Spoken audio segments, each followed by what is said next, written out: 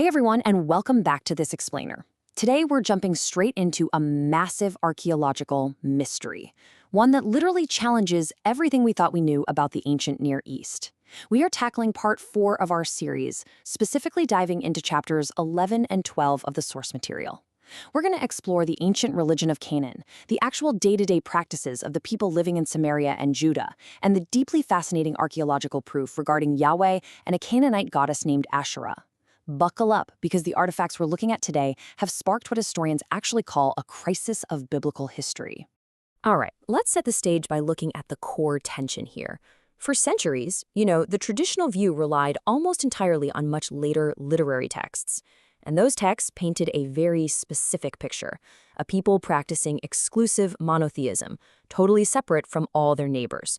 But, modern dirt archaeology has dug up a completely different reality. Instead of strict separation, the physical evidence shows a reality of polytheism and a deeply, deeply integrated Canaanite culture. So to understand their gods, we first need to understand their lives. Section 1, the shared Canaanite culture. Here is the absolute crucial point to remember. The inhabitants of these regions didn't live in a cultural vacuum. They actually shared a broader, unified Syrian Canaanite identity. They spoke a Canaanite dialect that was incredibly close to Phoenician. When they sat down to write, they used the exact same Phoenician Aramaic alphabet as everyone else around them.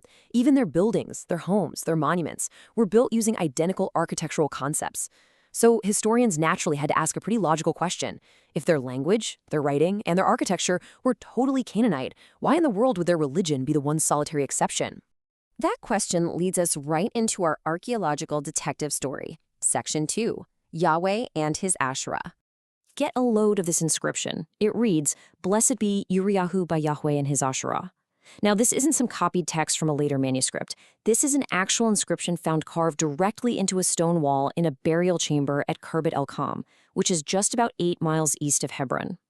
This gives us hard primary evidence that in the actual, everyday lives of the ancient people of Judah, Yahweh was not worshipped alone. He was explicitly invoked alongside a divine female consort, Asherah. And it doesn't stop there. Let's travel out to an ancient caravan station in the northern Sinai, a site called Contillet Ajrud. Here, we find the exact same formula. Written on everyday pottery jars, travelers left blessings saying, "I bless you by Yahweh of Samaria and his Asherah." And again, we see this invocation repeated on other fragments from that very same site. "I bless you by Yahweh of Taman and his Asherah." The sheer repetition here is absolutely critical. It proves that this wasn't just some weird grammatical quirk or a typo by one confused traveler out in the desert. No, this was an established, widespread religious practice stretching across both the northern and southern regions. To really wrap our heads around this, we need to look at the art they left behind. Section 3, the Contillet Ajrud evidence. Now, this piece of ancient pottery has sparked some intensely fierce academic debate. We've got this fascinating drawing right here. Some scholars argue the two standing figures in the front actually represent Yahweh and Asherah themselves. Others strongly disagree, arguing they depict the Egyptian god Bez, and that the seated figure playing the lyre is just, a normal musician. But here's the crazy part. Regardless of how you interpret the artwork itself, the text written right over the top of it clearly, undeniably invokes the divine Canaanite couple. On the flip side, though, scholars are pretty much in universal agreement about the imagery found on the reverse side of that same pottery. What we're looking at here is a classic, widely used Near Eastern motif. It's a sacred tree, flanked by 2 ibexes reaching up for its leaves, with a lion pacing underneath. All across ancient Syria, Canaan, and Babylon, this specific visual setup was a direct, unmistakable symbol for the Canaanite fertility goddess, Asherah. Put those two sides together, and the implications are huge. The artists at Contillet Ajrud seamlessly blended the written blessings of Yahweh and Asherah with deeply established Canaanite visual symbolism, all on the exact same pieces of everyday pottery. It just vividly illustrates a living, breathing religion where the Israelite god and the Canaanite goddess were totally intertwined. Now, you might be thinking this was just a fringe belief of some desert nomads, right? Well, let's look at Section 4, Ancient Temples Unearthed. When archaeologists started excavating massive institutional religious centers in Judah, places located incredibly close to the supposed epicenter of Jerusalem, they didn't find the exclusive monotheism you might expect. Instead, they found structures that look exactly like the Canaanite temples of neighboring nations. So rather than a totally unique religious tradition, the dirt revealed fully functioning Canaanite temples.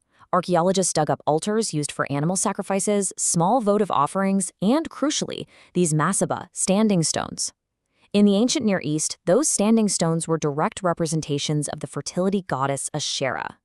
Throughout the entire 10th to 8th centuries BCE, there is essentially a complete lack of any artifacts pointing to the exclusive monotheism described in the later texts. Which brings us to the inevitable fallout. Section 5, Crisis of Biblical History. Let's define exactly what scholars mean by this. The crisis of biblical history is the intense, unavoidable friction that happens when objective archaeological evidence directly contradicts a universally accepted literary narrative. Because of the inscriptions and the physical temples we just looked at, historians are forced to face a pretty stark reality.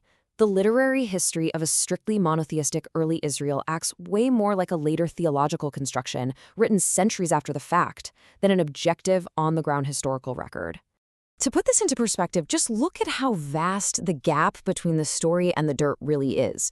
Between 1200 and 1000 BCE, which is the supposed era of a grand monotheistic united kingdom, the earth has yielded absolutely zero material evidence to back it up. Fast forward to the 8th century BCE, and we find thriving Canaanite temples right there in Judah.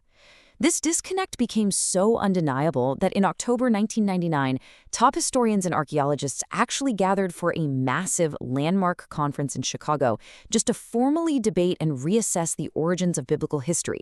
It triggered a complete paradigm shift that scholars are literally still trying to navigate today.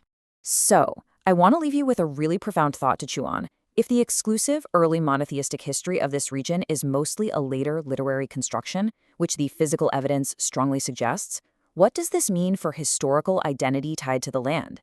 When archaeology fundamentally rewrites the ancient past, how does that reshape the identities, the narratives, and the understandings of our present?